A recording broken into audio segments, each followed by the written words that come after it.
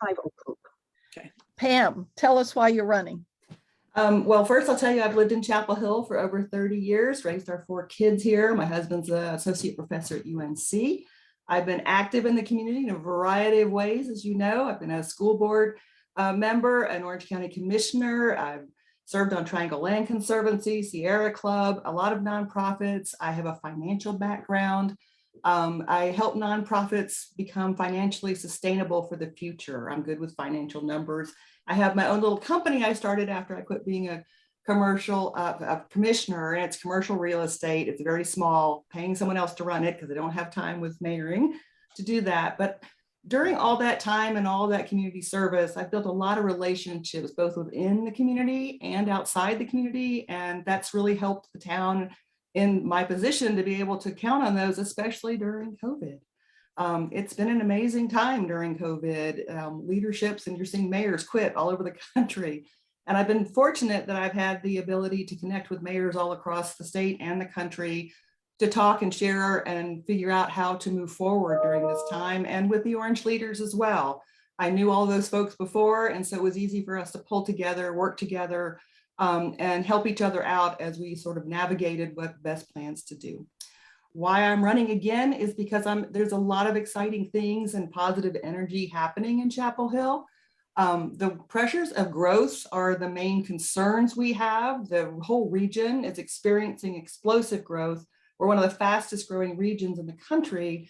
Yet when I ran the first time, it was about, we were building so much residential, we didn't have a sustainable future, and we were going to end up being an elitist bedroom community and push people out by continuing to raise taxes as more and more residential was built. We needed some commercial to bring those jobs here, but to bring the commercial market in to help give us dollars, to be honest with you, to help do the things we care about, like green spaces and affordable housing and our transit system, which is our largest budget item, and our climate action plan now. So I've really worked hard to try to make that shift for us to move away from the residential. I know you want to talk about the housing study a little bit, but we commissioned that. I was one of my goals to get that, took us 3 years to get that going with the university, to say, you know, what should we be doing? What are our needs? What should we be doing? What aren't we doing well? And you saw some of those results on Friday. But there's been some other things I've been involved in, as you're aware. There's just a lot of things going on in the community. But during the COVID time, I was very proud of our Food for the Students program. We served over 1.5 million meals to kids during COVID, made neighborhood support learning circles because the school system wasn't able to get that done. We expanded the sidewalks downtown. We improved sidewalk dining to help our businesses. I got the chamber involved early on because they do that better with businesses. They formed new groups to help businesses connect with each other and learn and get the PPE they needed and the safety standards. We've had more luck with the enterprise zone during this time. We can talk more about that, but the climate action plan was the thing that I've really been trying to move forward since the conference I went to in Vermont, and came back with the book about how to do things. So I personally pushed for us to switch out our street lights to LEDs and to get on board with getting something done with a climate action plan instead of just talking about it. Okay, Pam, thanks. Okay, that's good. Okay. And so here's a quick one. In recent years, pool development campaign donations have becoming more common. Do you intend to accept campaign donations from developers doing business with the town? No, I've made it a policy not to take money from developers. I've returned money that's been sent to me, and I have made it quite clear to them that I'm not taking developer money. Okay, thank you. All right, the next one is a 3-minute question, and please discuss affordable housing needs in our community. Open-ended. The report came back that we have a variety of housing needs in our community at all levels of income. We know the people at 30% AMI are the hardest ones to help find housing, but they are some of our service sector people that we work with that are vital to our community. And then we have what's called the missing middle, not only in the size of home, but also in the range of salaries, the missing middle for young professionals, for people just starting out their careers, for the young families.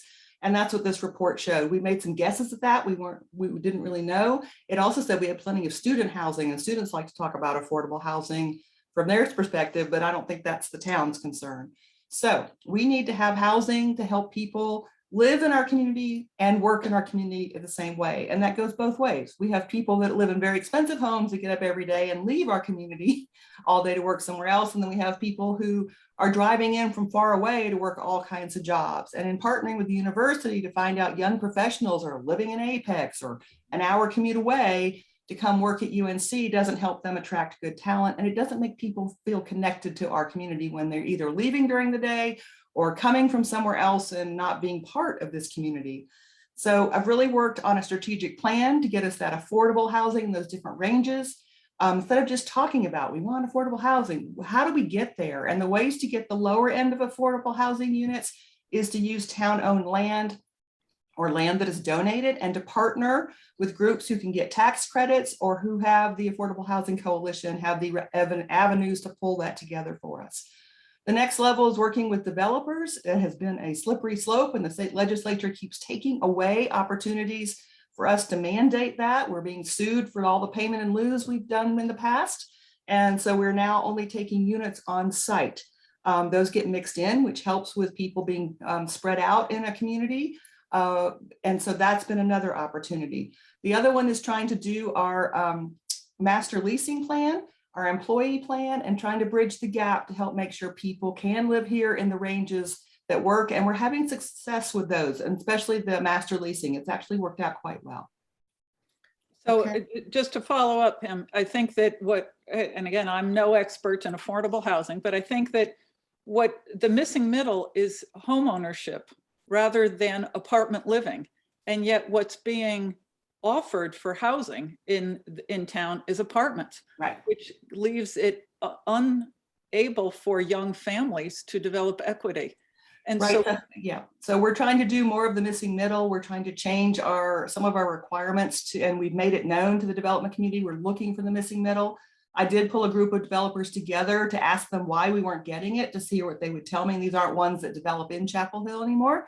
And they told me that our restrictions made it too hard for them to get enough units per acre unless we were willing to do some things like change around the setbacks and some things like that, and the inclusionary zoning, if we could be a little more flexible with that.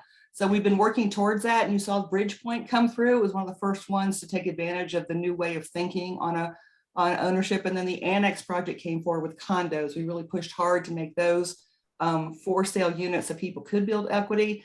But missing middle also means apart multifamily to be rents that are in the middle income ranges, right? So that's also part of the missing middle. We have very expensive luxury apartments and we have very old stock that's in the lower ranges, but we don't have anything in the middle for that either. Yes, we want more home ownership. We just tipped the balance of having more rentals in Chapel Hill than we have home ownership.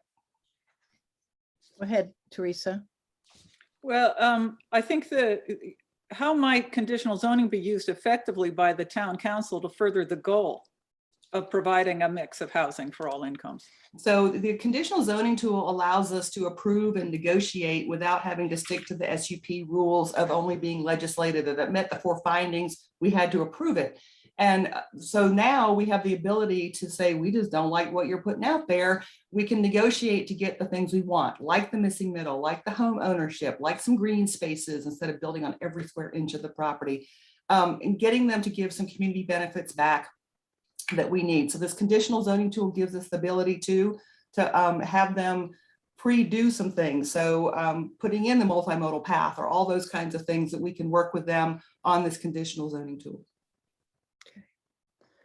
Okay, so the next subject is a strong economy, which I know is the interest of yours.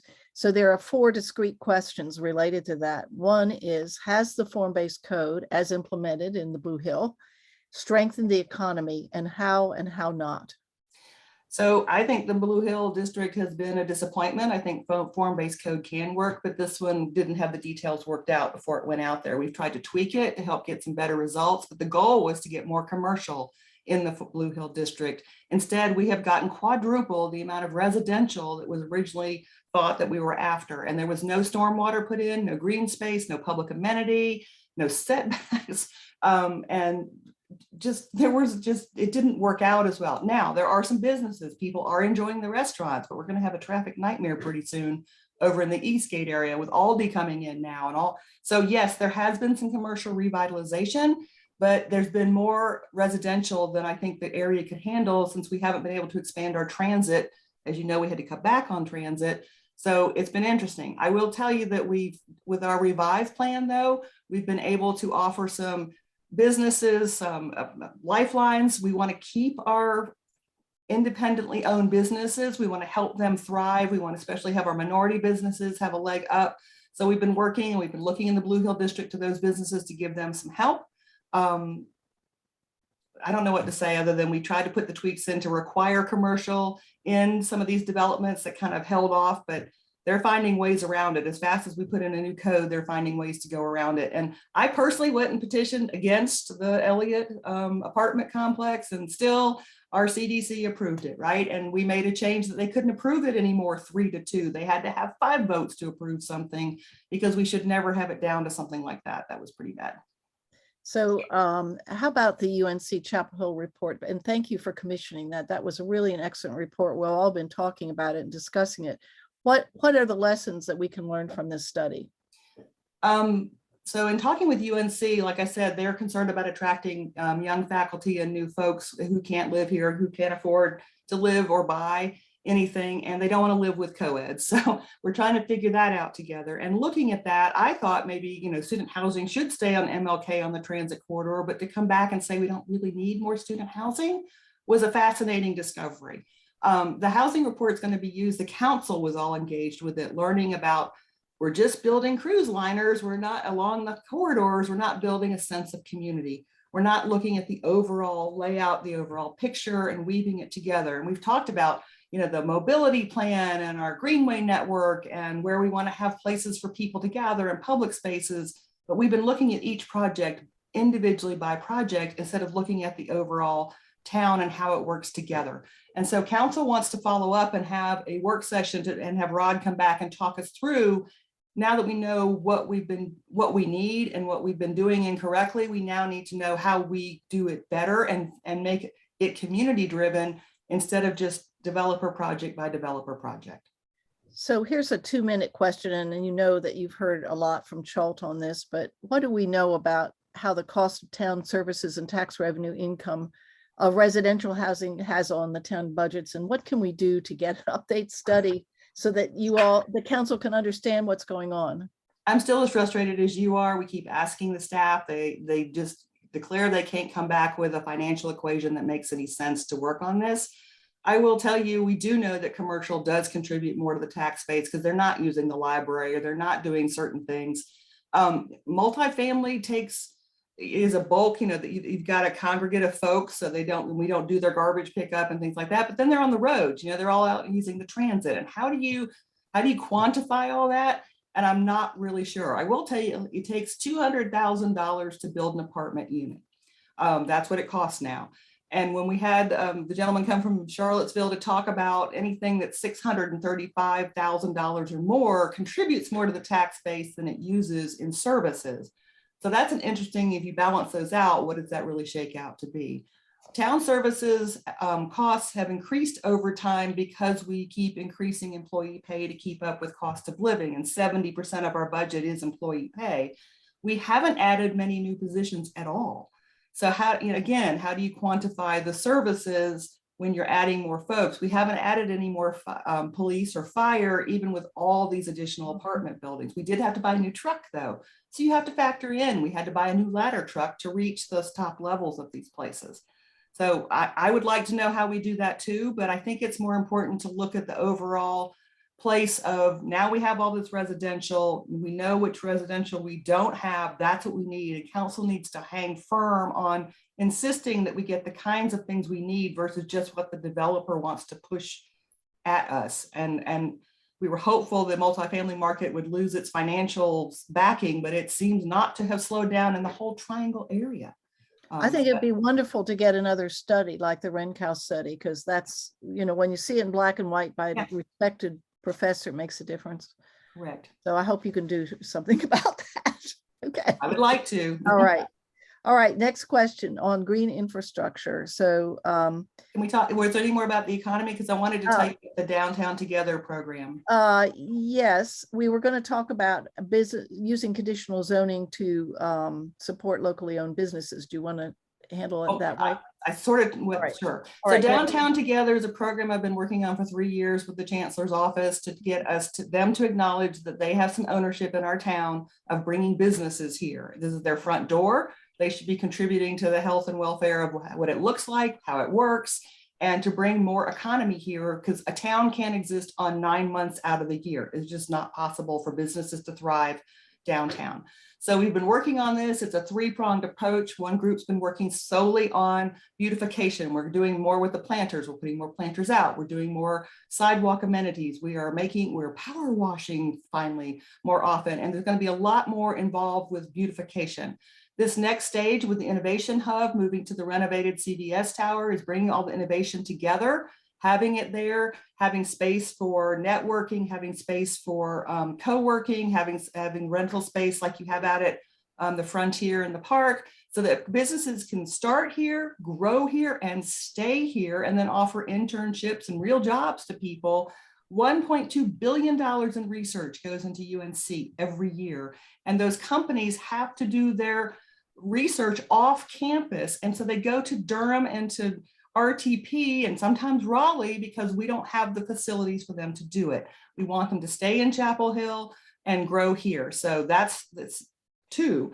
3 is UNC. We're meeting on Friday, the Economic Council. UNC is committed to every business that they do business with. So like Deloitte does their financials, we'll have to have a physical presence in Chapel Hill to stay as a partner with the university. So they'll be opening offices in our downtown. That will bring jobs here, vibrancy here, and some dollars here. Those companies naturally contribute to the community that they are in. So I'm very excited about this plan. And part of that was putting this parking infrastructure in so we could free up the space for a commercial space and not having the taxpayers have to pay for that. It will be paid by parking fees. So this is a win-win-win for the town and the university. Trust me, they're getting a big bang out of this too, because they're going to be able to attract more businesses, more faculty with better research facilities right here in town that they can walk to. But So Pam, there is some costs involved with the parking deck, right? There's a certain amount of debt we're taking on, right? it's like a credit card. We are the cosigner parent if the child doesn't pay the card, but no, all the parking fees will pay for it. We do have to front it up, but UNC is giving us some money to help do the first year since there's no revenues coming in. And then it starts paying, it breaks even about year 6 or 7. We got a great interest rate, even with the increase in costs. But it does not affect our debt capacity because it's an enterprise fund. So it comes out of parking revenues. It does not come out of our debt fund. It doesn't compete with any of our other projects we do, like the 2/3 bonds. It is a separate fund and it is managed by the town and the local government commission. And the parking revenues will pay for this facility. Let's see if there are any follow-ups to the economy before we move on. Anyone? Okay. No. All right. So green infrastructure. So this is a popular topic. And of course, green infrastructure can be everything from parks, tree canopy, transit, stormwater, which we heard the other night quite a bit, greenways and green spaces. How would you put those, how would you see that those are implemented? Because we've talked a lot about it, but it really hasn't happened yet. No. So I'm the one that put the petition in 2 summers ago for green stormwater infrastructure and asked our stormwater board to start working and our staff to start working on that. I don't think we got much traction on that, but now we will because of all the activity that's been going on around the Lower Booker Creek storage basin proposal, which will be put on, revoked is the word I'm trying to use next week. That'll be on the agenda. Meanwhile, part of the downtown project will create 2 new green parks downtown as well for people to gather on, but they will be green.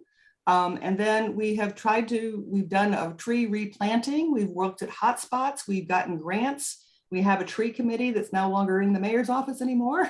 We've had some people take it over. We've planted over 400 trees last year. Our goal is to do at least 200 this year, maybe more. We got another big grant, so we have lots of trees coming in to help put in more of that. Meanwhile, we opened up the greenway under MLK. It's being used a bunch more, and we've been greening up that greenway as we go. After the construction, we had to put some things back. So we're working on that. Particularly with the coal ash, of course, that area was completely re-landscaped, and I think they're going to do a big tree planting this fall. Yes, we are. We always wait till like November so the trees have a better chance at that. We need more park space. COVID showed us that. Our folks are out there. We need more park space. We need more activities outdoors. I'm trying really hard. I know you got one of the questions on here about the Legion. I want Legion to stay a park. I think as these buildings, these apartment buildings go up around the outside, you're going to hear the people living in those buildings saying, we need to keep this place a park. This is where we can go outside to breathe and walk our dog or whatever is there. And it's one of the largest remaining flat parcels in town. So it's really prime for a park. So I'm hopeful that that's where we're going with that. That's what I'm pushing for. The state legislature has 5 things in their budget to take away the tree ordinances from town, to take away stormwater management from the town, to take away short-term rental authorization from the town, to take away small cell tower away from town, to take billboard regulation away from towns. We are fighting that tooth and nail. I'm part of the group of metro mayors that works with the lobbyists, making the phone calls, doing all that to get that taken out of the budget. Policy decisions shouldn't be in the budget anyway, and they didn't have hearings on it. So we're really struggling with that. We would like to increase our tree ordinance. We would like to change some of the tree ordinance requirements, and but payment in lieu of trees sounds good in the front, but is it really? I mean, we're letting people get away with not putting them on their property and then putting them elsewhere. So we've got some work to do in this. And I've been a real supporter of certain things in our community that citizens can do themselves to help with stormwater, to help with trees. We've been trying to do this with all the mayor's tree award every year. And we've been trying to do the Project Disconnect Your Downspout for a long time and getting people's awareness raised around these issues in our community. So with the take tree some canopy- follow-ups. Go ahead, Teresa. Yeah, Sorry. the tree canopy issue. With that, it seems that when new developers come in and clear cut, there's no town requirement, except I suppose in some way they have to replant a certain number of trees. Many of those trees will take 100 years to provide any shade. And the other is that some of those trees are ornamental trees that will never provide shade. So why isn't the town more proactive in that?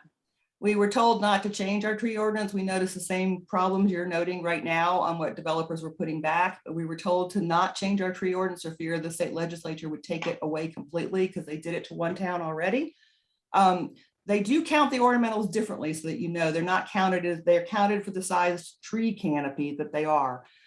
Developers have the right under state legislature to remove all trees that are going to be in the footprint of the building or into any entryway or any access to the property. Well, that's everything. I mean, it's just really frustrating. And it's quicker for them to take it all down. We do have an urban forester who goes out and marks specimen trees and tries to come up with a tree plan. I will tell you, we're a little harder on personal property that's being redeveloped, homes and renovations to homes, than we are on the big commercial developers, because they usually have a lawyer that comes in and can cite the rules that they're allowed to take everything out in order to build.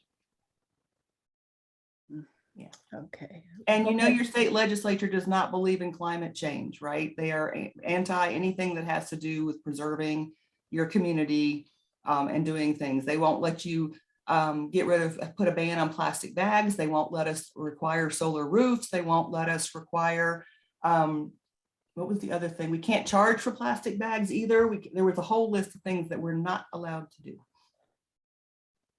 Go ahead, Teresa. I've lost my place here. Okay. Pedestrian and bike improvements. What about priorities for those? So I've been talking with Clay Grubb and the university about putting a bike lane at 54 to get to campus. Glen Lennox will connect all the way over to Meadowmont, and then if it could connect all the way up to campus and downtown, that would be a great corridor to put a bike lane in. We are looking at the town overall to see what other corridors make sense for connecting people to their jobs and to the places they want to get. We need more bike paths. We need safer bike paths. With e-bikes, it's going to be a lot more people able to do the hills in Chapel Hill. And so we need to make sure. Now, all along MLK, those are supposed to be part of the BRT program. All the bike paths and the multimodal path will be part of that. The Estes Drive multimodal path will be started at the end of this month. We're getting started and getting that put in. And then we'll go to the west side of Estes Drive.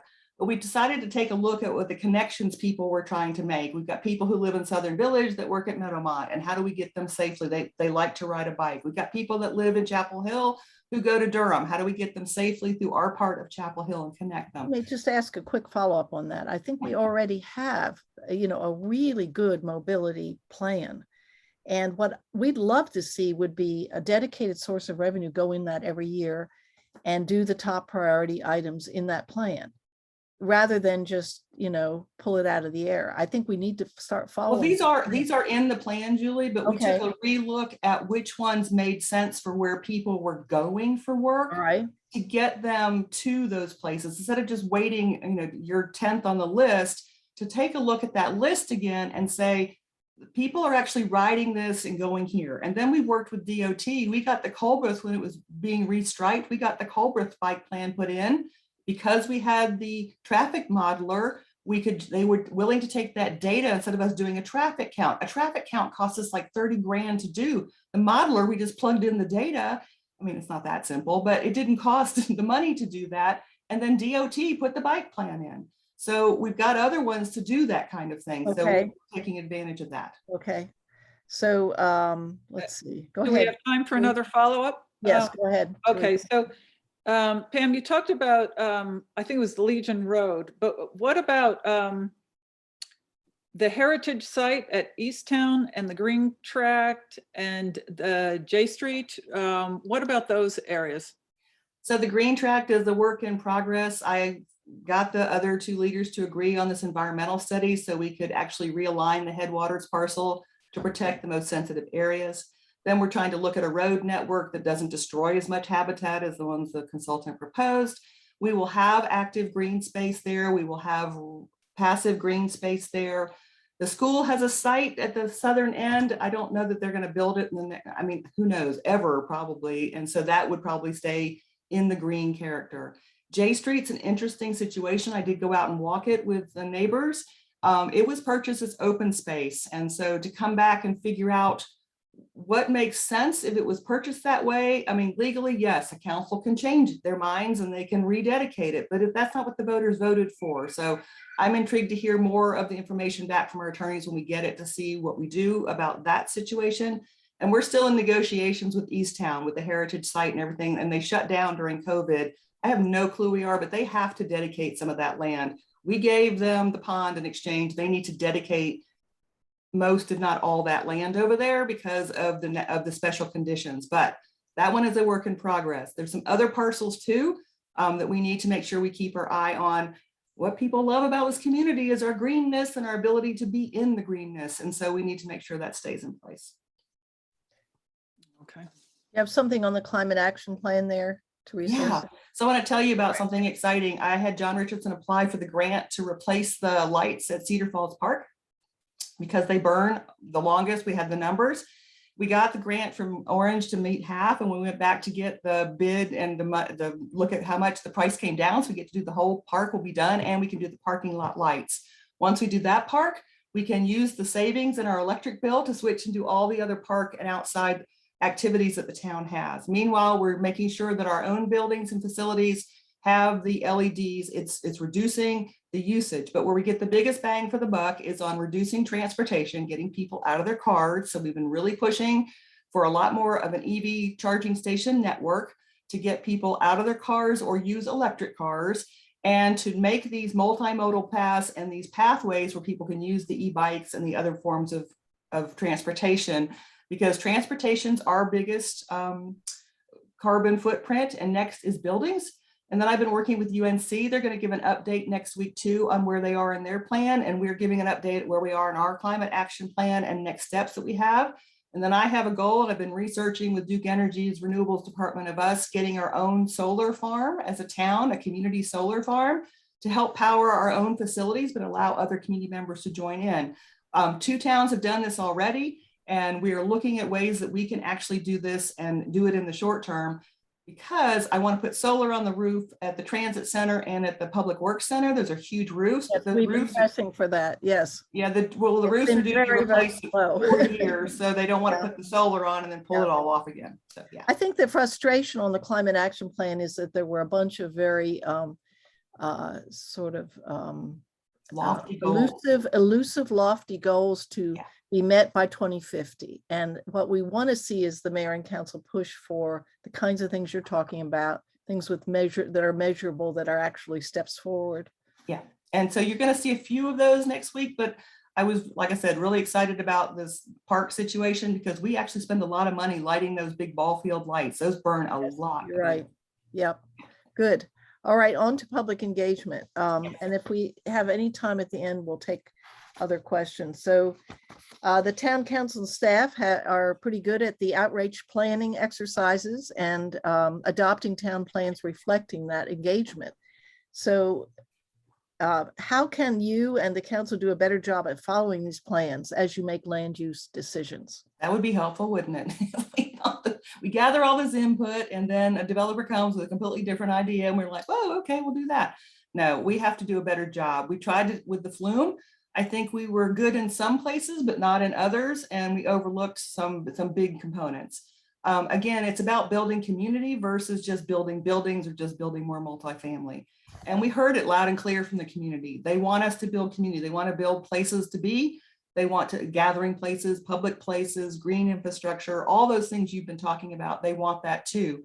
And so we need to make sure that we quantify that to show. And to be honest with you, when you throw in this customer service satisfaction survey, it actually speaks very loudly to these types of things. And so we need to make sure that we're using that information and hearing from people about what they want their own town to be. And it was interesting, we brought in different consultants to talk about what are we doing for the people that already live here versus building for the people coming here. We need to be building and figuring out what works for the people that are already here.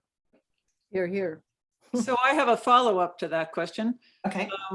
So with the Aura project, that completely countered the Central West area plan that people spent years working on. Not only that, but the town spent, I believe it was $325,000 during the negotiations for the Central West plan on a mock-up look at, I think it was a townhouse community. A hotel in the middle or something, wouldn't it, Julie? I don't remember a hotel, but there Yeah, was. there was. the density that it is already provided by Azalea Estates is pretty substantial and did not comply with the Central West area plan. And when the community, brought this to the council and said, this community has spent a lot of time looking at this. The Central West area plan, as it was finally finalized, was more dense than what the community wanted. And the town did not even follow the plan as it was. And so the Aura project is nothing like what the Central West plan proposes. And what the members of the council said, well, the developer tried to soft pedal that and spin it, and the council bought it, and they bought the spin, and that was just, it was outrageous, actually. And obviously I have a personal stake in this, but I have hundreds of people who are totally outraged about not just that we didn't get our way. Sure, people don't like to lose, but that the council didn't follow a years-long plan that, and yet, we hear about how the town wants to engage with the community and listen. That was just outrageous. I hear you. I agree with a lot of your points, actually. And it was a fascinating, extremely difficult, and like a meeting of competing priorities that came through. It was a hard decision for a lot of us. I really struggled with this one because I understand building more densely on the transit corridor, but I have lived experience along Estes Drive, and I couldn't agree with the level of density, but also for me, it was about safety. Without a light there at Somerset, or even with people turning left in and out of there, someone's going to get run over. and hurt. And that's not okay either. And so that's my main reason where I just said, I can't do this. And then I'll be honest with you, you go down the rest of SD's 10-foot buffer setback, that's not the feel of that area either. So I kept talking to all the different council members. I thought the whole thing was going to die on the vine when the traffic modeler came out and said, it's just not going to, because I've, like I said, lived experience over there for 8 years, going back and forth to get my kids from Phillips and being, just couldn't get in and out and trying to figure out what made sense. And I understand things change over 5 or 6 years. The circumstances can be different than when the Central West plan was finished. The price tag on that parcel was huge. I was shocked by the vote. I had talked to everybody that morning. I thought people knew where they were on it. And then you saw it go the way it went. And then we got into this weird conundrum of it had to be a supermajority, or then if it crossed over a certain date, it's no longer a supermajority. So I didn't know where the heck we were going. And I kept talking to council members, and they were very, like I said, it was competing interests, building access to the transit system and having enough folks to qualify for keeping us in the loop and the hopper for serving enough people, for having some commercial there without Carolina North going in. Did that even make sense? And I don't know what to tell you. Everyone struggled with this decision. They really did. Pam, it would be useful to at some point evaluate some of the assumptions that the council's making in these decisions. For example, I've heard many times that during Aura that people would leave their car behind and take the bus, and that was why they were supporting it, et cetera, et cetera. And again, all the building in Blue Hill, we're putting so much density there, it's going to be so transit friendly. Well, why don't we start measuring what's happened and actually evaluate what's happened? Because you can't be transit friendly and build 675 parking spaces. Well, exactly. It doesn't equate. It doesn't work that way. It doesn't. I mean, then there were, the stormwater issues were real. The video footage from the church just floored me. I was just, what are we doing? So.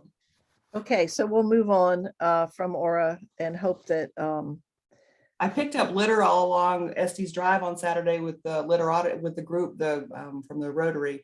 So I got a firsthand experience with the topography and the cars on a Saturday morning. And I was like, okay, this just reaffirmed to me that this was not the right decision. Yes.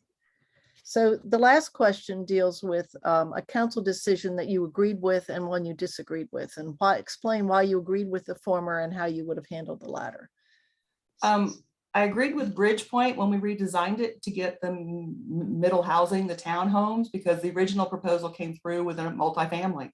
And I pushed back at the developers and said, that's not what we want here. It doesn't make sense here. And this is a great opportunity for townhomes, but it needed to be built into a community. So we gave them flexibility on the affordable housing component, so that they gave us fewer units, but more square footage. And so that worked out, and it is tied into the Greenway. It's tied into transit. It's tied into, so I thought that one was a good one, a good outcome, but it took a while to push and shove that developer to get them to that. So I thought that was a good one. I disagreed with raising taxes for coming up. I was not happy about the tax increase. Told the manager so, and he was kind of floored, and I lobbied all of council and said, we will kill our community, especially the business community, if we go up to 3 cents. I only wanted to go up 1. We negotiated at 2, but that was a huge jump for a lot of businesses and homes that got reevaluated that were at the lower end of evaluations. A lot of expensive homes got brought down in evaluation when the reval hit, but a lot of the lower valued ones got up substantially. And I just was really disappointed that we were doing a tax increase at all. I understood. I mean, like I told you, I'm finance. I understood to do some kind of increase, but I'm still not happy that we went with 2. But I got council support to bring it down, but I couldn't get them back down to 1. And what would you have cut? What would you have cut in order to make ends meet then? Well, now we know that we don't even have enough transit drivers, so we could have probably done without that tax increase. We did the 2/3 bond for road paving, so we probably could have saved the money from that category. We have done a much better job with OPEB, and we did bring that down a little bit, but we are now in great shape with the trust fund and the money and the windows condensing on that. And I know the employees deserved a raise. It would have been hard to cut that. I didn't want to cut climate action either. But we spend some money on some positions and some things in town that I'm not completely convinced we have to have. And I'm not sure the cost benefit, if you look at it, really supports town functions, but I'm not going to list those out loud right now. Okay, so you've told us a decision. So is there one you disagreed with? That was the tax increase. We got The it. tax increase. Okay, so we're done, but we have about 5 more minutes. So let me just open it up and see if others have questions. I have a question. Yes. Hey, Virginia. Yeah. So this may sound kind of in the weeds, but I'm interested in the cost of services studies, Yes. and I want to send you some information about those. Okay. But my question is, some other candidate that we interviewed said that these large apartment buildings, that tax revenue is classified as not as residential, but as commercial. Yes, Is that right? it is, but we break it out. The tax assessor will not break it out. We break it out when we're comparing apples and oranges because they're considered commercial because the person that owns them is running a business, basically.